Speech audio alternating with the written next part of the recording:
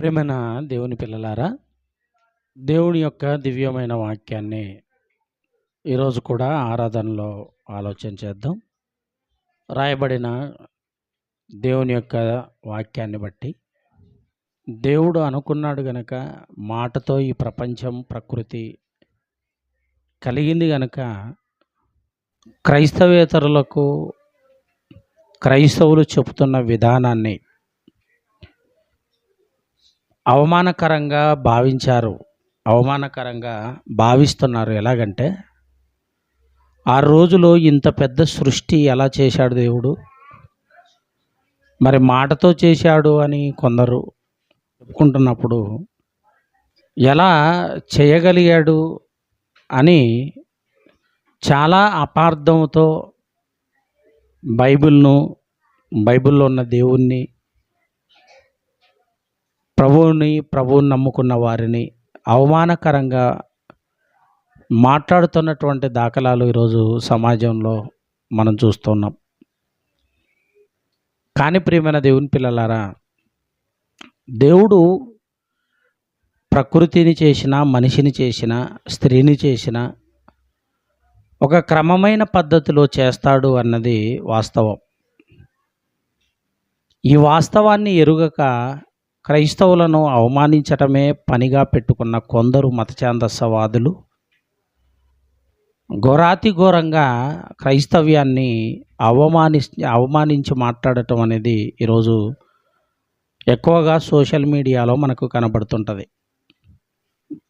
మరి social media వేదికగా అనేకమైన చర్చా వేదికలు, లేకపోతే రోడ్ల మీద క్రైస్తవుల మీద చేసిన దాడుల వీడియోలు, క్రైస్తవులు సువార్తకు వెళ్ళినప్పుడు వారి మీద పేడ నీళ్లు చల్లటం, దూషించి మాట్లాడటం, బూతులు మాట్లాడటం, ఇలాంటివన్నీ కూడా సోషల్ మీడియాలోనే అందరికీ కూడా పరిచయం అవుతున్నాయి. ఇలాంటి పరిస్థితుల్లో వారికి ఉన్న ఆలోచన ఏంటి అన్నప్పుడు, ఇలా చేస్తుంటే, ప్రభువుని నమ్ముకుంటే మరి ఈ అవమానాలు భరించాలి కదా, కష్టాలు భరించాలి, లేకపోతే ప్రాణాలు కూడా పోయేటువంటి అవకాశం ఉంది, దీన్ని మనం ఎలా తీసుకోవాలి అని కొంతమంది, ఇది హిందూ దేశం కనుక మనం హిందువులుగానే ఉండటమే మంచిది అనుకొని కొందరు ప్రభువుని నమ్ముకోవటంలో వెనకబడి ఉన్నారని మనం చెప్పుకోవచ్చు. ప్రియమైన దేవుని పిల్లలారా, అసలు దేవుణ్ణి నమ్మటంలో ఏ ఉద్దేశాన్ని కలిగి దేవుణ్ణి నమ్ముతున్నారో కానీ, దేవుణ్ణి నమ్మటం అనేది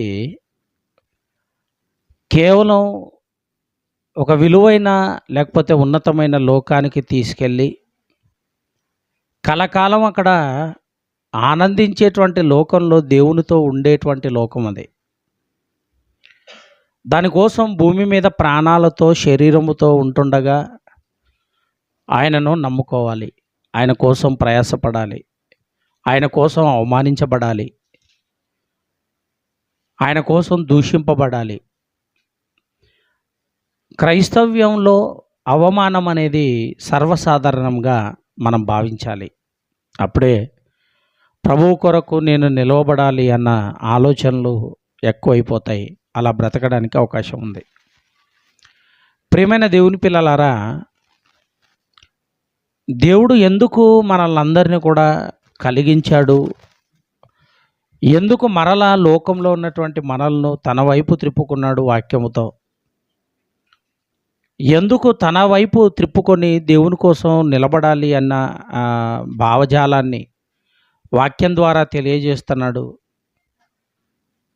అన్నప్పుడు, మనందరం కూడా పాప సంబంధమైన లేకపోతే పాపానికి సంబంధించిన కార్యాలలో ఉండకూడదు, మంచిని నేర్చుకోవాలి, మంచిని పాటించాలి, మంచిని స్వీకరించాలి అన్నది దేవుని ప్రణాళిక. కాబట్టి ఆయన ప్రణాళికను మనం ఎప్పుడు కూడా ఎప్పటికప్పుడు గుర్తుపట్టి, ఎప్పటికప్పుడు అర్థం చేసుకొని, తన ఉద్దేశాన్ని గుర్తెరిగి మనం బ్రతికేటట్లుగా మరి ఆలోచించాలి.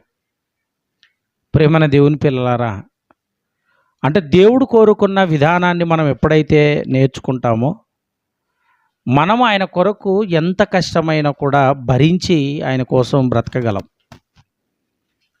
ఆ విధానం మనం నేర్చుకోకపోతే కాస్తంత కష్టం రాగానే మనం దేవుణ్ణి వదిలేసేటువంటి అవకాశం ఎక్కువగా ఉంది. ప్రియమైన దేవుని పిల్లలారా, దేవుడు ఏది చేసినా సూత్ర ప్రకారంగా చేస్తాడు. ఏది చేసినా క్రమ పద్ధతిలో చేస్తాడు అన్నది మనందరికీ కూడా తెలిసిన విషయమే. మొదటి రోజు ఏమేం చేశాడు, రెండవ రోజు ఏమేమి చేశాడు, మూడవ రోజు ఏమేం చేశాడు, ఇలా 6 రోజుల తన కష్టాన్ని ముందు రాయించాడు. కారణం ఏంటంటే, ఏదో మాటతోటే కలిగింది అనుకోవటం చాలా పొరపాటు. ప్రేమన దేవుని పిల్లలారా, ఏమండి, మరి వివాహ కార్యక్రమాలను పెళ్లి కూతురు మరి వేదిక మీదకి రావాలి అనగానే చీపురు జుట్టేసుకొని పాత బట్టలు కట్టుకొని వేదిక మీద వచ్చి కూర్చోదు. ఎలా వస్తుంది? వివాహం అంటే వధువు, నూతనంగా వధువు మరి వివాహం చేసుకుంటున్న వధువును మరి పెళ్లి చేస్తున్న వాళ్ళు, పూజారి కానివ్వండి, సేవకులు కానివ్వండి, పిలవగానే ఎలా వస్తుంది అంటే, టోటల్గా ఒక పెళ్లి కూతురు ఎలాగైతే ఉండాలో అలా ఉండి వేదిక మీదకి వస్తుంది. అవునా కదా? అంటే ఆయన పిలవగానే ఎలా పడితే అలా వచ్చి కూర్చోదు, ముస్తాబై కూర్చుంటుంది. చాలా చక్కగా మరి అలంకరింపబడి వేదిక మీదకి వస్తుంది. అంటే దానికి ముందు ఏం జరిగింది? పిలవడానికి ముందు ఏం జరిగింది అని అంటే, పిలవడానికి ముందు ఏం జరిగింది? అలంకరణ. ఇంట్లో కూర్చొని, రూమ్లో కూర్చొని, డ్రెస్సింగ్ టేబుల్ దగ్గర కూర్చొని అలంకరించుకుంది. ప్రియమైన వాళ్ళారా, అంటే మరి ఈ పురోహితుడు పిలవగానే సిద్ధపడి ఉండాలి అన్నది ఇంటి వాళ్ళకు తెలుసు, తనకు తెలుసు. అందుకే పిలవగానే ముస్తాబై వచ్చి కూర్చుంటా. ఆయన పిలిచినప్పుడు రెడీ అయిందా? పిలవక ముందే రెడీ కూర్చోందా? చెప్పండి.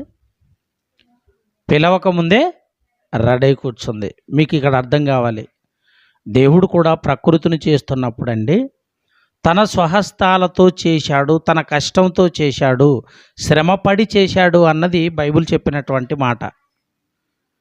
కానీ బైబిల్ చెప్పినప్పుడు మనం ఏమని అర్థం చేసుకోవాలి? పిలిచాడు కనుక ఇవన్నీ కూడా రెడీ అయ్యాయి, సిద్ధపడ్డాయి అనుకోవటం చాలా పొరపాటు. ముందు దేవుడు ఏం చేశాడు అనంటే, తన స్వహస్తాలతో అన్నింటిని కూడా సిద్ధపరిచాడు. అలా సిద్ధపరిచిన తర్వాత ఈ వాక్యం రాసేటప్పటికి అన్నీ కూడా అప్పటికే సిద్ధపడి ఉన్నాయి. మరి మోషే గారికి ఎలా తెలిసింది సృష్టిని తయారు చేసిన విధానం? ఆదికాండం మోషే గారు రాశారు కదా. మోషే గారు నిర్గమకాండంలో 1వ అధ్యాయంలో ఆయన పుడతాడు. కానీ ఇప్పుడు ఆదికాండం అంతా కూడా ప్రియమైన దేవుని పిల్లలారా ఆలోచిస్తే, సుమారుగా ఈ ఆదికాండంలో జరిగినటువంటి సందర్భాలన్నీ కూడా సుమారుగా 2500 సంవత్సరాలు పట్టింది. మళ్ళా ఏమండి, ఈ యోసేపు యాకోబు కుమారుడైన యోసేపు ఉన్నాడు కదండి, నీతిమంతుడైన యోసేపు గారు. ఆ యోసేపు గారి చరిత్ర అయిపోతున్నసరికి 2500 సంవత్సరాలు. ఇప్పుడు మరలా ఏమండి, ఆదికాండము ఆదాము గారు పుట్టుక మొదలుకొని, ఆదాము గారి యొక్క మనుగడ మొదలుకొని యోసేపు గారి కాలానికి 2500 సంవత్సరాలు, అంటే 2500 సంవత్సరాలు. అంటే ఆదికాండంలో జరిగిన సందర్భాలన్నీ కూడా సుమారుగా 2500 సంవత్సరాలు అయితే, మోషే గారు పుట్టుకను మొదలుకొని మలాకి గ్రంథము వరకు, అంటే యేసుక్రీస్తు వారు పుట్టుకకు ముందు కాలం వరకు 1500 సంవత్సరాలు. అంటే క్రీస్తుకు పూర్వం 1500 సంవత్సరాలు మోషే గారు. ఆయన రాస్తున్నప్పటికీ మరి ప్రకృతి అంతా కూడా అప్పటికే సిద్ధపడి ఉంది. అప్పటికే ఎంతో కాలం గడిచింది, 2500 సంవత్సరాల కాలం గడిచింది. ఎంతోమంది తరతరాలు వెళ్ళిపోయారు. తరతరాలలో ఉన్నటువంటి నీతిమంతుల గురించి దేవుడు రాయించాడు. ప్రేమైన దేవుని వారలారా, ఇలా ఈ ప్రకృతిలో ఉండేటువంటి వాటన్నింటిని కూడా ఆలోచిస్తే, ప్రకృతి అంతా కూడా క్రమ పద్ధతిలో ఏమండి తయారు చేశాడు అని మనకు అర్థం కావాలి. ప్రేమన దేవుని వాళ్ళారా, క్రమ పద్ధతిలో చేశాడు. అందుకే ఒక నీళ్ళ విషయంలో ఆలోచించండి, గాలి విషయంలో ఆలోచించండి, ఆహార విషయంలో ఆలోచించండి. ఏమండి ఆహారంలో మరి ఫలాలు ఉన్నాయి. ఈ ఫలహారాలు ఏది కూడా మనం ఆలోచించినా మరి అద్భుతంగానే కనపడుతుంది. ఉదాహరణకి మరి వాటర్ మిలన్ ఉంది కదండి, వాటర్ మిలన్ దాన్ని చూసినప్పుడు పైన ఎలా ఉంటుంది? గ్రీన్గా ఉంటుంది, లోపల ఎలా ఉంటుంది? రెడ్గా ఉంటుంది. మరి ఈ గ్రీన్గా ఉండేటువంటి ఈ మూత ఏదైతే ఉందో అందులో ఉన్నటువంటి లోపల భాగం ఎర్రగా ఎందుకు ఉంది? అది రుచిగా ఎందుకు ఉంటుంది? తినగానే అవి వాటర్గా మారిపోవడానికి కారణం ఏంటి? ఇవి ఎప్పుడైనా ఆలోచించామా? ఎందుకు ఆలోచించలేదు అని అంటే, ఏదో జరిగాయి, ప్రకృతిలో ఉంది, మనం తీసుకొచ్చుకున్నాం, తిన్నాం, అంతవరకే ఆలోచిస్తామే. కానీ అందులో ఎందుకు ఇంత రుచికరమైన పదార్థాన్ని దేవుడు ఏర్పాటు చేశాడు అన్నది మనకి అర్థం కాదండి. కనుక దాన్ని బట్టి మనకేం అర్థం కావాలి అంటే, దేవుడు చేసిన ప్రతిదీ కూడా క్రమ పద్ధతిలో చేశాడు. దేవుడు ఏదైనా కూడా ఏది చేసినా కూడా క్రమ పద్ధతిలో చేస్తాడు. అలా క్రమ పద్ధతిలో చేస్తాడు అన్నది మనందరం కూడా అర్థం చేసుకోవాలి. క్రమ పద్ధతిలో తయారు చేస్తాడు, ఏది చేసినా కూడా క్రమ పద్ధతిలో చేస్తాడు, సూత్ర ప్రకారంగా చేస్తాడు. ప్రేమన దేవుని పిల్లలారా, ఏదో మరి కలిగించాడు అని అంటే టక్కన కలిగించాడని, టపాటపా ఆయన చెప్తున్నప్పుడే జరుగుతున్నాయి అని కాదు. ఆయన తయారు చేశాడు, ఆ తర్వాత రాయించిన గ్రంథం ఇది. ఆ తర్వాత ఆయన పలికినప్పటికే ఎంత కూడా తన స్వహస్తాలతో చేశాడు అన్నది బైబిల్ చెప్పినటువంటి మాట. ప్రేమన దేవుని వాళ్ళరా, మీరు ఆలోచించండి. కనుక ప్రారంభం ఏదైనా కూడా చాలా చిన్నగా ఉంటుంది. ప్రేమన వాళ్ళరా, ప్రారంభం చాలా చిన్నదిగానే ఉంటుంది.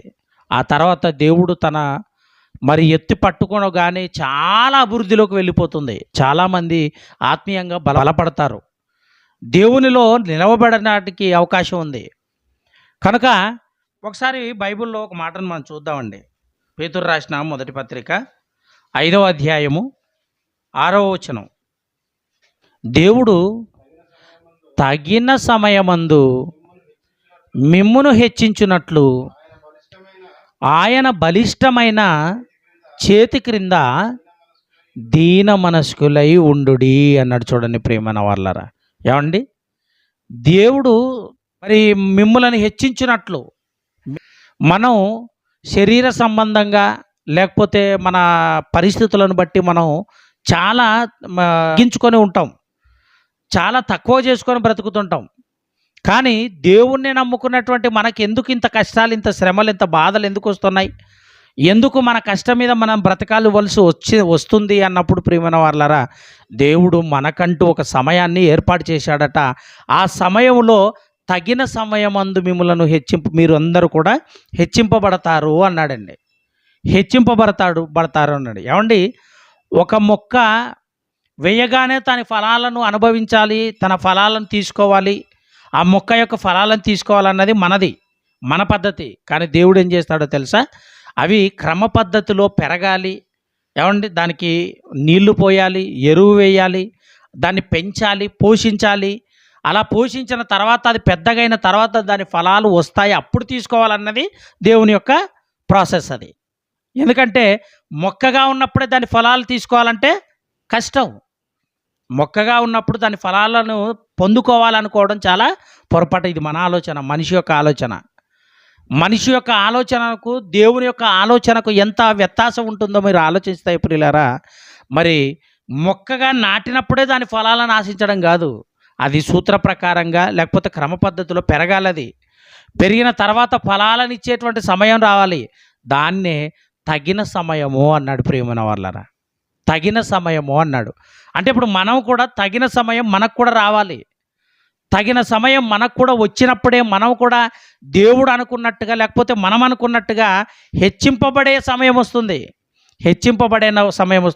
అంతవరకు మనం ఏం చేయాలండి? అంతవరకు దేవుని యొక్క బలిష్టమైన చేతుల క్రింద దీన మనస్కులై ఉండుడి అన్నాడు. చూడండి ప్రియమైన వాళ్ళారంటే మిమ్మల్ని మీరు తగ్గించుకొని బ్రతకండి అని అర్థం. మనకు మనముగా తగ్గించుకొని బ్రతికితే ఏ సమయంలో మిమ్మల్ని తీసుకెళ్ళి ఎక్కడ పెట్టాలో అక్కడ పెట్టడానికి అవకాశం ఉంది. ప్రియమైన దేవుని పిల్లలారా, ఆలోచించండి. ఏమండి, మహారాష్ట్రలో నాసిక్ ప్రాంతం ఉందండి. మహారాష్ట్రలో నాసిక్ అనేటువంటి ప్రాంతం ఉంది. మరి ఈరోజు కృష్ణా నది ఉంది కదండి, రాజమండ్రి మరి బ్రిడ్జ్ ఉంది. రాజమండ్రి బ్రిడ్జ్ దగ్గర కృష్ణానది ఉంది.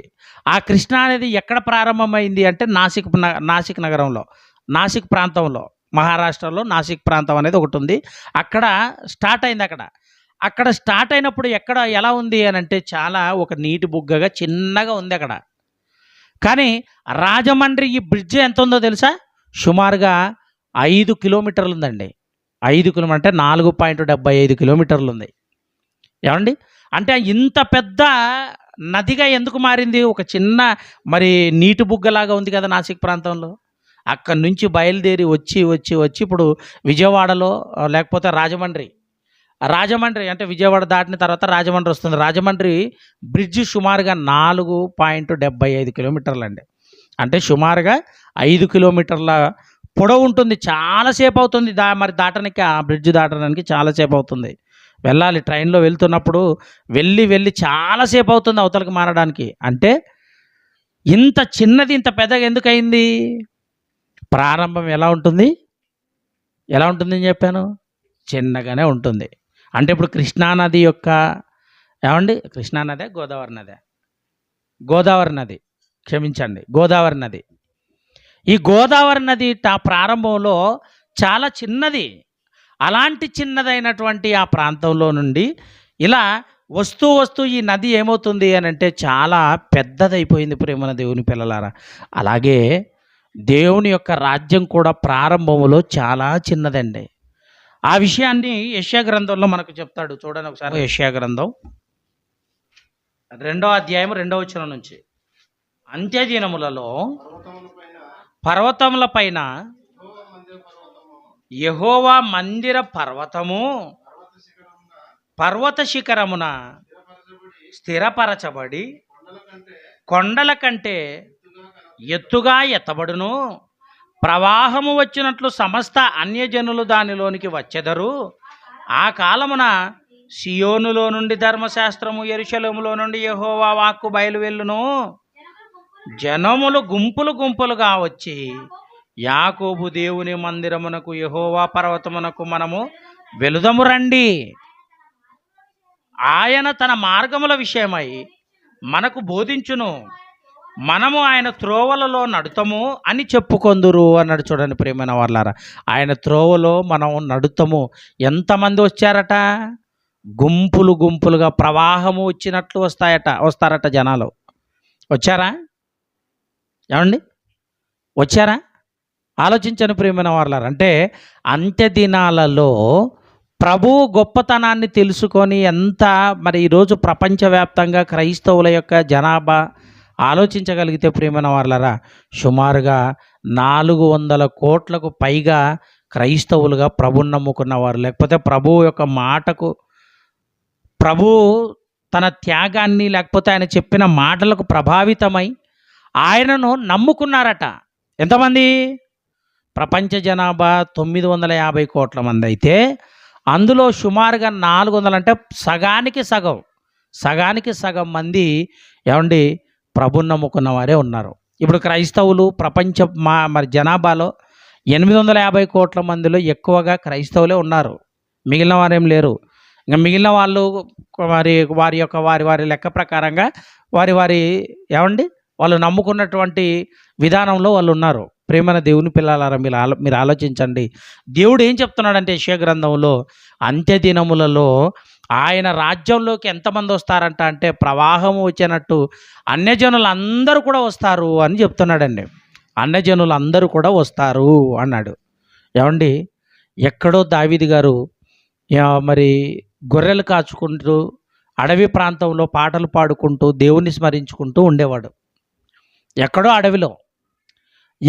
అడవిలో ఉన్నటువంటి అతన్ని, పాటలు పాడుకుంటూ ఉన్నటువంటి అతన్ని తన యొక్క ప్రవర్తన తీరు దేవుడు చూశాడండి. ఒంటరిగా ఉన్నాడు, గొర్రెలు కాచుకుంటూ ఉన్నాడు, దేవుని జ్ఞాపకం చేసుకుంటున్నాడు.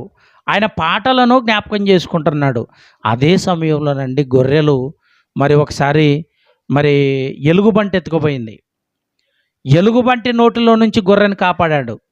ఒకసారి సింహం ఎత్తుకుపోయింది. సింహపు నోటిలో నుంచి గొర్రెను కాపాడాడు. ఇలా కాపాడిన విధానం అంతా కూడా తన యొక్క ప్రవర్తన దేవునికి నచ్చింది. ప్రియమైన దేవుని పిల్లలారా, అలా నచ్చినటువంటి అతను ఇదిగో ఇతను గొర్రెల కాపరిగా కాదు ఉండవలసింది, నా ప్రజలను కాయటానికి ఇతడు కావాలి అనుకొని ఎక్కడో దొడ్డిలో ఉన్నటువంటి అతన్ని తీసుకొచ్చి సింహాసనం మీద కూర్చోబెట్టాడు. అప్పటికి ఎవరున్నారు రాజుగా అంటే ఇశ్రాయేలీలకు సౌలు ఉన్నాడు. ఆ సౌలుని తీసేసి, ఎందుకంటే దేవుని యొక్క మాటను వినటం శ్రేష్టము అని దేవుడు రాయించాడు. అయినప్పటికీ సౌలు ఏం చేశాడంటే దేవునికి వ్యతిరేకంగా బ్రతికాడు. అదంతా మనందరికీ తెలిసిన విషయమే. కానీ ఎక్కడో ఉన్నటువంటి దావీదు గారిని తీసుకొచ్చి ఏం చేశాడు? ఎక్కడ తీసుకొచ్చాడు? సింహాసనం మీద కూర్చోబెట్టాడు. ప్రేమన దేవుని పిల్లలారా, మీరు ఆలోచిస్తేనండి, డాక్టరు తన కొడుకును డాక్టర్ చేయాలనుకుంటాడు. హీరో తన యాక్టరు తన కొడుకుని యాక్టర్ చేయాలనుకుంటాడు. అంతే కదండి. అదేవిధంగా ఎవరైనా ఒక మంచి ఉద్యోగం చేస్తున్నాడు అంటే ఉద్యోగస్తుడు తన కొడుకులను ఉద్యోగస్తులుగా చేయాలనుకుంటాడు. రైతు తన కొడుకుని రైతుగా చేయాలని వ్యవసాయం నేర్పించి రైతుగా చేస్తాడు. కానీ దావీదుని ఏం చేశాడో తెలుసా? గొర్రెల కాపరిని తీసుకొచ్చి సింహాసనం మీద కూర్చోబెట్టాడు. అంటే దేవునికి ఇష్టమైందనుకోండి, ఏం చేస్తాడు? తగిన సమయం ముందు తీసుకెళ్ళి ఒక ఉన్నతమైన స్థితిలో మనల్ని దేవుడే పెడతాడు. ప్రేమన దేవుని పిల్లలారా, ఏమండి, ఉన్నతమైన స్థానంలో దేవుడు మనల్ని పెడతాడు. అలా పెట్టాలి అంటే ముందు ఏం చేయాలి? దావీదు గారు ఎలా బ్రతికాడో తన జీవిత విధానాన్ని చూసిన దేవుడు ఆయనకు నచ్చాడు. ప్రేమన దేవుని పిల్లలారా, అందుకే ఇంకొక మాట మనం బైబిల్లో చూడగలిగితేనండి, కీర్తన గ్రంథం 113వ అధ్యాయం 7-8 వచనాలు. ప్రేమైన వాళ్ళారా, ప్రధానులతో తన ప్రజల ప్రధానులతో వారిని కూర్చోబెట్టుటకై ఆయన నేల నుండి దరిద్రులను లేవనెత్తువాడు, పెంట కుప్ప మీద నుండి బీదలను పైకెత్తువాడు అన్నాడు. చూడండి ప్రియమైన దేవుని వాళ్ళారా, ఏమండి, ఇప్పుడు క్రైస్తవ్యం అనగా లేకపోతే సంఘం, క్రీస్తును నమ్ముకున్న సంఘం, ఈ సంఘం అనేది వ్యక్తిగతంగా పేద స్థితిని మనం అనుభవిస్తున్నాం. కానీ ఈ పేద స్థితిని అనుభవిస్తున్న మనమైనా సంఘముగా ఉన్నాము గనక ఈ సంఘాన్ని దేవుడు ఎవరికి అప్పగిస్తాను అంటున్నాడు అంటే యేసుక్రీస్తు వారు ఇదిగో దేవునికి అప్పగిస్తాడట. మనం పేద స్థితిలోనే ఉన్నాం, దరిద్ర స్థితిలోనే ఉన్నాం. దరిద్రులు అంటే పేదవాళ్ళు అని అర్థం. ఈ పేద స్థితిలో ఉన్నటువంటి మనలనండి ఒక ధనవంతులుగా చేయడానికి దరిద్రుడుగా యేసుక్రీస్తు వారు మారిపోయాడు. పెంట కుప్పల్లో ఉన్నటువంటి మనల్ని తీసుకొచ్చి ఎక్కడ పెడుతున్నాడట? ఎందుకంటే పైకెత్తువాడు అన్నాడు. ఎక్కడ పైకెత్తువాడు? మనం పరలోక సంబంధమైన వారంగా ఉన్నాం. ఇప్పుడు లోక సంబంధంగా కాదు, సంబంధంగా లేము, పరలోక సంబంధంగా మనం ఉన్నాము. ఇప్పుడు పరలోక సంబంధంగా ఉన్నటువంటి మనమండి ఇదిగో దారిద్ర్యంలో ఉన్నటువంటి మనల్ని తీసుకొచ్చి ఒక మంచి స్థానంలో దేవుడు పెట్టాడు. అదేంటంటే క్రైస్తవులు, లేకపోతే పరిశుద్ధులు. సంఘాన్ని దేవుడు ఏమన్నాడు? పరిశుద్ధ సంఘం అని రాయబడిందండి బైబిల్లో. పరిశుద్ధ సంఘం. ఈ పరిశుద్ధ సంఘము అనేటువంటి ఈ పేరు మనం కలిగి ఉన్నాం. మన పేరు ఏమండి, వ్యక్తిగతంగా ఎవరికి వాళ్ళు పేర్లు ఉన్నాయి. కానీ సంఘంలో చేర్చబడిన తర్వాత మనందరికీ కలిపి ఒక దేవుడు ఒక పేరు పెట్టాడు, అదే పరిశుద్ధుడు. పేరు మార్చబడింది. పరిశుద్ధులు, పరిశుద్ధుల పరిచర్య అన్నాడు, పరిశుద్ధ సంఘము అన్నాడు, పరిశుద్ధుల స్థానము అన్నాడు. ప్రేమన దేవుని పిల్లలారా, ఆలోచించండి, మనల్ని పరలోకానికి తీసుకెళ్లేటువంటి ఒక ఉన్నతమైన స్థితిని భూమి మీద దేవుడు మనకు మరి కలిగించాడు. ప్రేమన దేవుని పిల్లలారా, ఆ స్థానాన్ని మనం ఏం చేయాలి అని అంటే కాపాడుకోవాలి. అలా ఎప్పుడైతే కాపాడుకొని పరలోకం కోసం ఈ లోకంలో బ్రతుకుతామో, పరలోకం కోసమే మనం ఈ లోకంలో ప్రయాసపడతామో, దేవుడు ఒక మంచి ప్రతిఫలాన్ని మనకి ఇవ్వబోతున్న ఆ ప్రతిఫలం కోసం మనం ఎప్పుడు కూడా ప్రయాసపడాలని మీ అందరికీ హెచ్చరిస్తూ, నన్ను నేను హెచ్చరించుకుంటూ ఇంతటితో ఈ మాటలు ముగిస్తున్నాను.